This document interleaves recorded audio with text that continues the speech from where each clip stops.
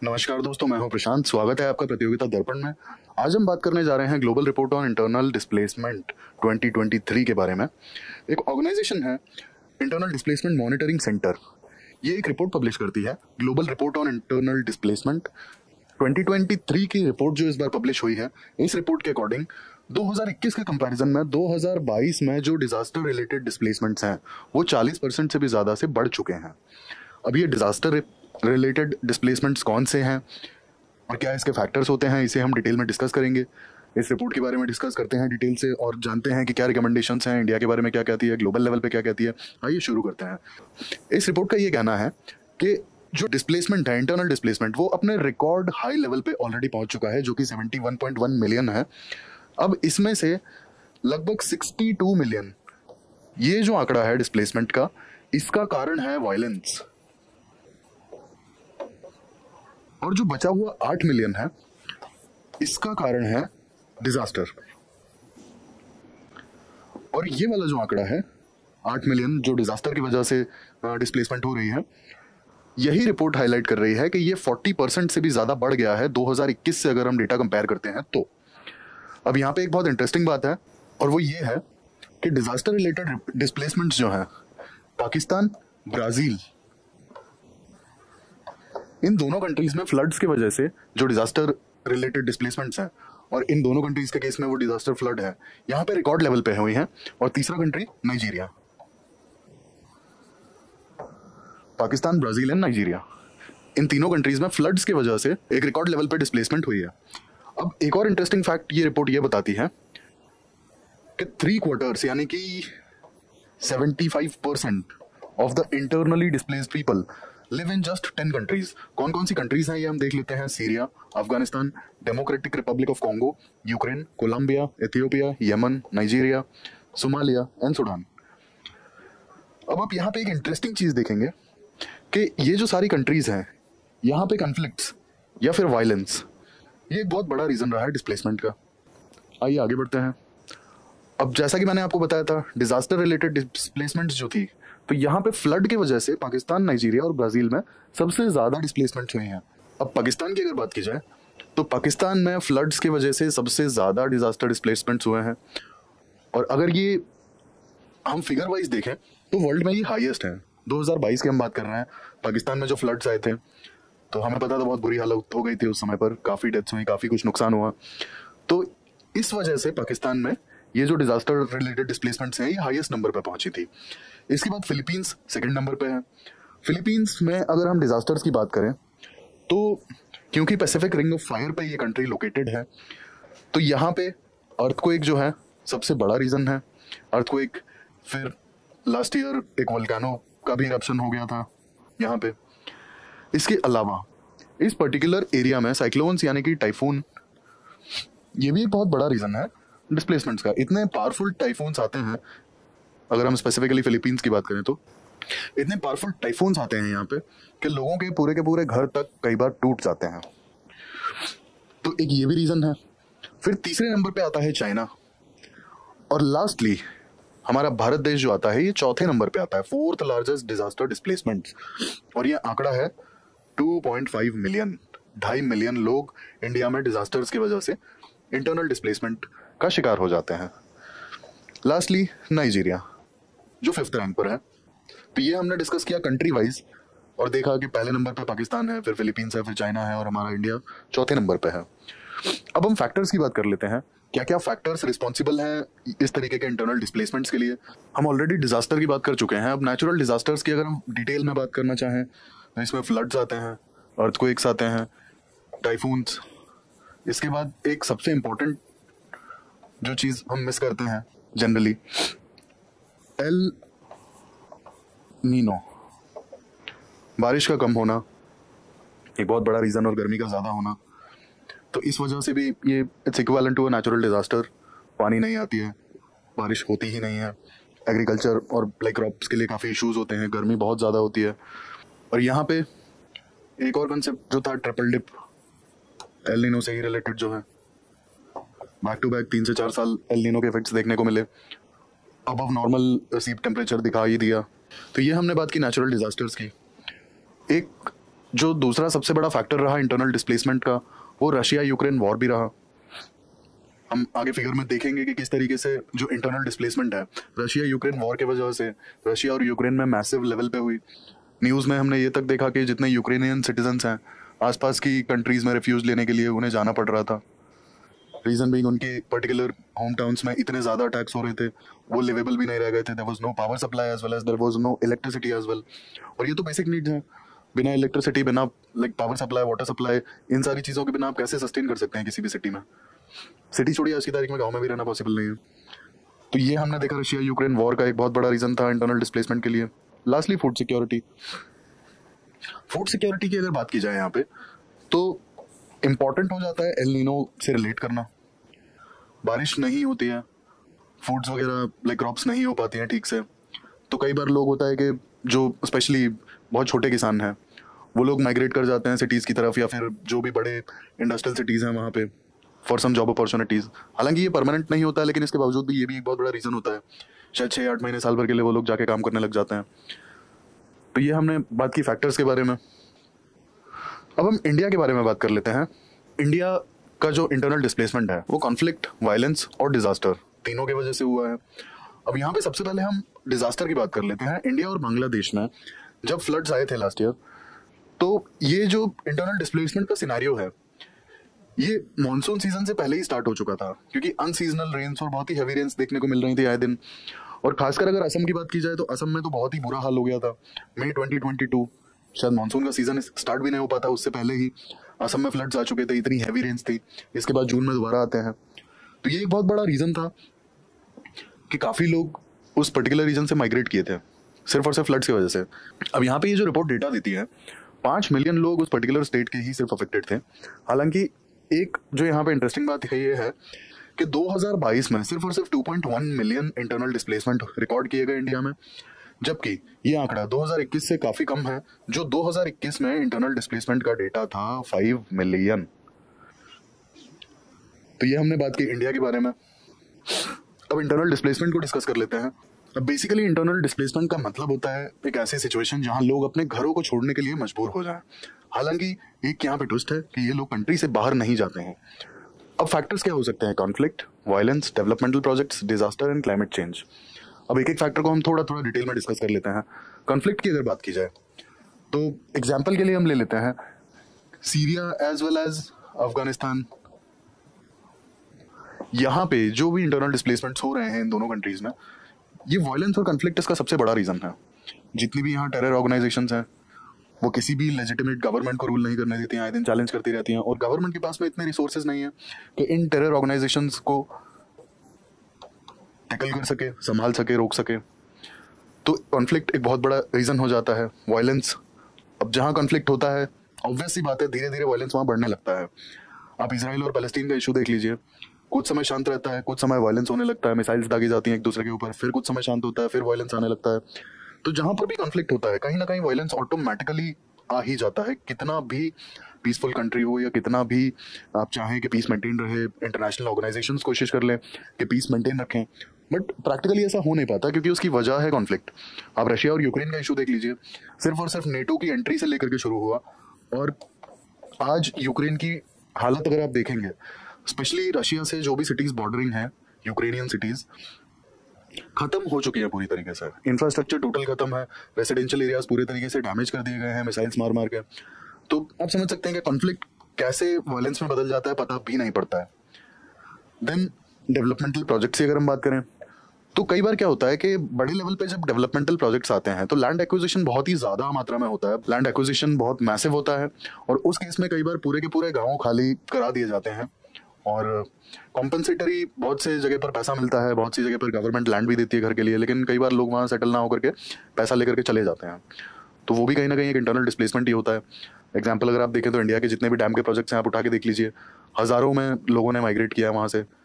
Compensation उन्हें दिया गया लेकिन उन्हें माइग्रेट करना पड़ा। तो फिलहाल हम बात कर रहे हैं माइग्रेशन की, और कई लोग होते हैं कि जो डेवलपमेंटल प्रोजेक्ट्स के साथ तालमेल नहीं बिठा पाते हैं, तो इस चक्कर में माइग्रेशन होता है, कई जगह पर होता है। और जो कि हमने एक एग्जांपल देखा हाइड्रो इलेक्ट्रिसिटी पावर प्लांट का, यहाँ पर माइग्रेशन के चांसेस बहुत ही ज़्यादा हाई होते हैं। फिर डिजास्टर्स और क्लाइमेट चेंज। डिजास्टर हमने डिस्कस किया, फ्लड्स, अर्थक्वेक, टाइफून्स, इसके बाद बारिश का ना होना, एल नीनो इफेक्ट, या फिर बहुत ही ज़्यादा बारिश होना, तो ये सारे एक रीज़न है। Lastly climate change.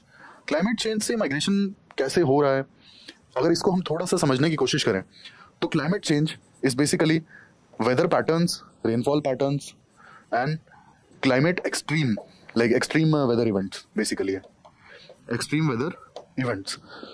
तो ये जो इश्यूज हैं, ये सारे इश्यूज क्लाइमेट चेंज की वजह से राइज हो रहे हैं। एग्जाम्पल के लिए आप नॉर्थ इंडिया में आजकल देख लीजिए, हीट वेव्स बहुत कॉमन हो गए हैं नॉर्थ इंडिया में, हर साल हीट वेव्स आती है। कुछ साल पहले तक ये फ्रीक्वेंसी जो थी वो बहुत ही कम थी, बट अब देखेंगे आप तो शायद ही कोई हफ्ता या कोई महीना निकलता होगा जब आईएमडी की वार्निंग ना आती हो नॉर्थ इंडिया में हीट वेव को लेकर के। अब ये हीट वेव का असल रीजन तो क्लाइमेट चेंज है ना। इसके बाद अब एक और चीज देख लें, बारिश का ना होना या बारिश का बहुत ज्यादा होना, दोनों ही चीजें नुकसानदायक हैं। बारिश अगर नहीं होगी, एग्रीकल्चर पे बहुत ज्यादा फर्क पड़ेगा, क्रॉप्स हो ही नहीं पाएंगे। इरिगेशन के लिए कई बार ग्राउंड वाटर होता ही नहीं है बहुत सी जगह पर, ठीक है, तो वो लोग बारिश पर ही डिपेंडेंट है। बारिश नहीं हुई, फसल पूरी चौपट, कोई भी मतलब कुछ भी प्रोड्यूस नहीं हो पाएगा। तो ये एक बहुत बड़ा रीजन है। बहुत ज्यादा बारिश का होना, extreme weather events automatically because of climate change.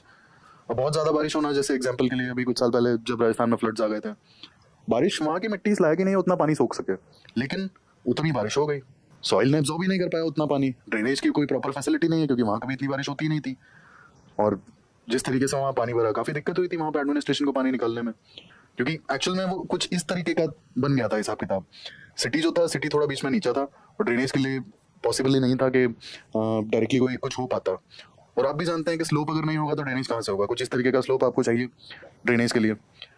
और जहाँ फ्लड्स आए थे राजस्थान में, वहाँ सिटी कुछ इस तरीके का था, तो जहाँ सेंटर ऑफ द सिटी में हाई ग्राउंड लेवल काफी नीचे था, वहाँ पानी बहुत ज्यादा भरा हुआ था। तो ये हमने देखे डिजास्टर्स क्लाइमेट चेंज वाले। क्लाइमेट चेंज की वजह से किस तरीके से डिजास्टर्स आते रहते हैं और किस तरीके से इंटरनल माइग्रेशन का एक रीजन है क्लाइमेट चेंज। आइए अब अगले टॉपिक पे बात करते हैं, डिफरेंस फ्रॉम रेफ्यूजी। अब इंटरनल डिस्प्लेसमेंट या फिर इंटरनली डिस्प्लेस्ड पीपल, आईडीपी, इन्हें रेफ्यूजीज से आप किस तरीके से डिफरेंशिएट करेंगे, क्या डिफरेंस है इन दोनों के बीच में? सिंपल, एक ही डिफरेंस है, रेफ्यूजीज अपनी कंट्री, अपनी नेटिव कंट्री को छोड़ के आते हैं। इंटरनली डिस्प्लेस्ड पीपल, ये अपनी कंट्री को नहीं छोड़ते हैं। अब यहाँ पे प्री कंडीशन है being considered as a refugee, आप इंटरनेशनल बॉर्डर क्रॉस कर लीजिए तभी आप रेफ्यूजी कहलाएंगे, और वो भी किसी तरह के रेफ्यूज के लिए। फिर internally displaced people, they are not subject of any kind of international convention, जैसे रेफ्यूजी कन्वेंशन है। रेफ्यूजी कन्वेंशन यूनाइटेड नेशंस का जो है, उसके अकॉर्डिंग कोई भी कंट्री अगर कहीं परसिक्यूशन का खतरा है तो उन लोगों को उनकी नेटिव कंट्री वापस जाने के लिए नहीं बोल सकती, ये रेफ्यूजी कन्वेंशन कहता है। रोहिंग्यास पे ये इशू उठा था जब इंडिया ने वापस जाने के लिए बोल दिया था, तो इस पे कुछ लोगों ने कहा था कि रेफ्यूजी कन्वेंशन का पालन नहीं हो रहा है, लेकिन इंडिया के कुछ इश्यूज हैं, सिग्नेटरी वगैरह नहीं है, इसलिए दिक्कतें आ रही थी। हालांकि उन्हें बाद में भेजा, बांग्लादेश ने उन्हें शरण दी। तो ये एक प्री कंडीशन है कि इंटरनेशनल कन्वेंशन जो है रेफ्यूजीज को लेकर के काफी स्ट्रांग है। लेकिन यहीं पे अगर आप बात करेंगे तो इंटरनल डिस्प्लेसमेंट के लिए किसी भी तरह का इंटरनेशनल कन्वेंशन नहीं है। हालांकि United Nations guiding principles provide करता है इंटरनल डिस्प्लेसमेंट को लेकर के, लेकिन जो रेफ्यूजीज का केस है इंटरनेशनल कन्वेंशन के तहत कवर्ड है वो, और उन्हें कुछ राइट्स भी प्रोवाइडेड हैं। सेम चीज इंटरनली डिस्प्लेस्ड पीपल के लिए लागू नहीं होती है। अब हम लास्टली रिकमेंडेशन पे बात कर लेते हैं, इंटरनल डिस्प्लेसमेंट्स को किस तरीके से कम किया जा सकता है, किस तरीके से रोका जा सकता है। क्योंकि कई बार क्या होता है कि कुछ प्रॉब्लम्स ऐसी होती हैं जहाँ पे गवर्नमेंट या फिर सोसाइटी अगर साथ में आ जाए तो शायद इतने मार्च लेवल पे, इतने लार्ज लेवल पे इंटरनल डिस्प्लेसमेंट्स हो ही ना। बट फिलहाल हम रिकमेंडेशन पे बात करते हैं क्योंकि ये हो रहा है, रिपोर्ट कह रही है, तो इसलिए रिकमेंडेशन का हमें पता होना भी जरूरी है। सबसे पहला रिकमेंडेशन है कॉन्फ्लिक्ट रेजोल्यूशन। किसी भी तरह का कॉन्फ्लिक्ट और उससे अराइज होने वाला वायलेंस, अगर इनका कोई रेजोल्यूशन निकाल दिया जाए और इन्हें पीसफुली रिजॉल्व कर दिया जाए तो इंटरनल डिस्प्लेसमेंट की जरूरत ही नहीं होगी। Secondly, peace building.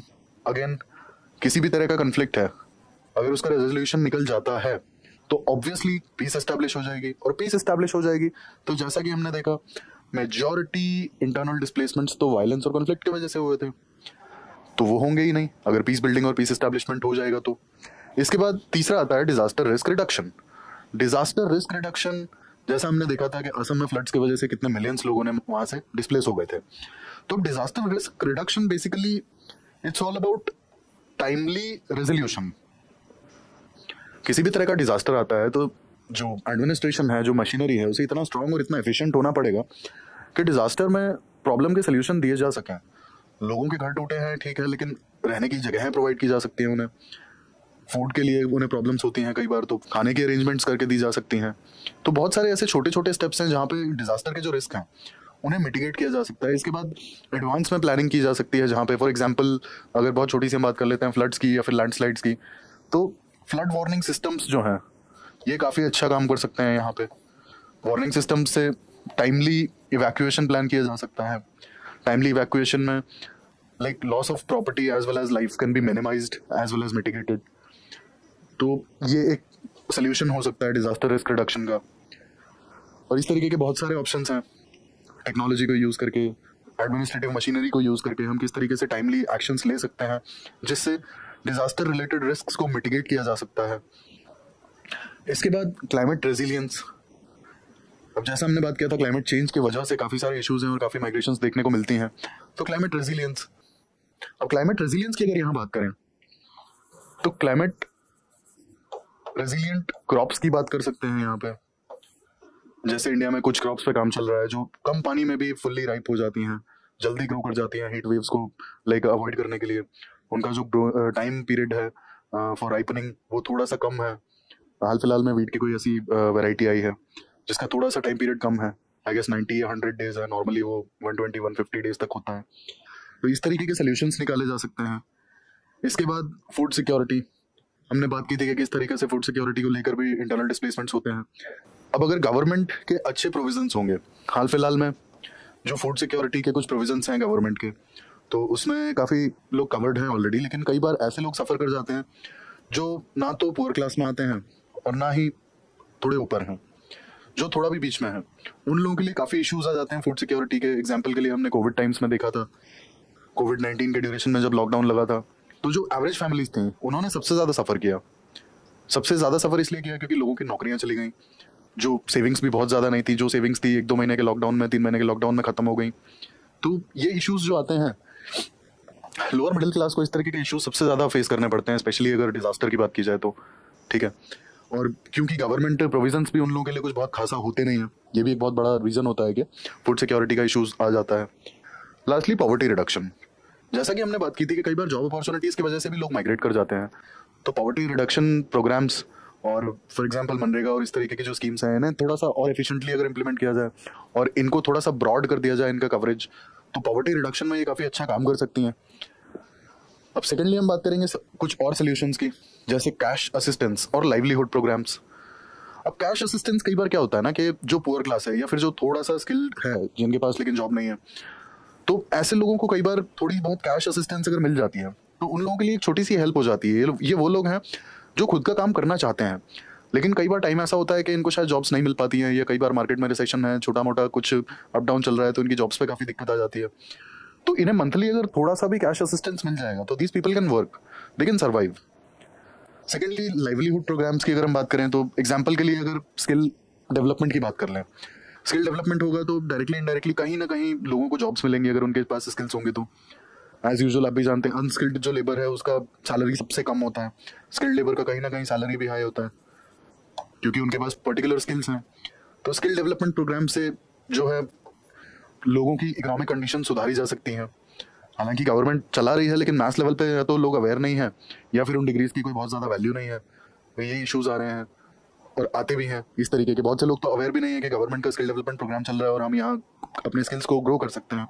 लास्टली अगर हम बात करें तो जो भी डिस्प्लेस्ड कम्युनिटीज़ हैं, इनके लिए काम करना कई बार ज़्यादा ज़रूरी होता है। इन्हें मेन स्ट्रीम में लाना, इन्वेस्टमेंट्स प्रोवाइड करना, बेसिक फूडिंग, क्लोथिंग, हाउसिंग, बच्चों के लिए एजुकेशन, ये सारी चीज़ें के प्रोविजंस जो हैं ये कई बार बहुत ज़्यादा इंपॉर्टेंट हो जाते हैं। क्योंकि एक तो ऑलरेडी ये लोग माइग्रेट करके आए हैं, ऊपर से जब माइग्रेटेड लोग हैं ऑब्वियसली इन्होंने किसी मजबूरी में माइग्रेट किया होगा, तो कई बार जो थोड़े बहुत फाइनेंशियल रिसोर्सेज होते हैं वो भी खत्म हो जाते हैं। तो एट द एंड होता क्या है ना, in absence of any fooding, housing और education, these people enter into a vicious cycle of poverty. यहीं से शुरुआत हो जाती है पॉवर्टी के जो साइकिल की, क्योंकि ना खाने के लिए खाना है, ना रहने के लिए घर है, बच्चों के लिए एजुकेशन नहीं है, कोई होप है नहीं, क्या करेंगे, ना ही स्किल्स होते हैं कई बार। तो ये इश्यूज जो हैं उल्टा एक नॉर्मल आदमी को भी होता है, गरीबी रेखा से नीचे धकेल देते हैं। And they do enter into a vicious cycle of poverty, जहाँ से निकलना बहुत मुश्किल हो जाता है। तो ये हमने बात की आज इंटरनल डिस्प्लेसमेंट्स पे, जाना कि इंटरनल डिस्प्लेसमेंट रिपोर्ट क्या कहती है, देखा कि इंडिया किस लेवल पे सफ़र करता है इंटरनल डिस्प्लेसमेंट से, क्यों, क्या रीजंस थे, असम में जो फ्लड्स आए थे उनकी वजह से इंडिया को सफ़र करना पड़ा था। इसके अलावा वर्ल्ड में देखा जाए तो पाकिस्तान, ब्राज़ील, काफ़ी सारी कंट्रीज़ स्पेशली डिज़ास्टर्स की वजह से वहाँ पर इंटरनल डिस्प्लेसमेंट हो रहा है, और ये जाना कि कॉन्फ्लिक्ट्स की वजह से काफ़ी ज़्यादा डिस्प्लेसमेंट होते हैं। तो ऐसे ही इन्फॉर्मेटिव वीडियोज़ के लिए हमारे साथ जुड़े रहिए। Thank you, thanks for watching.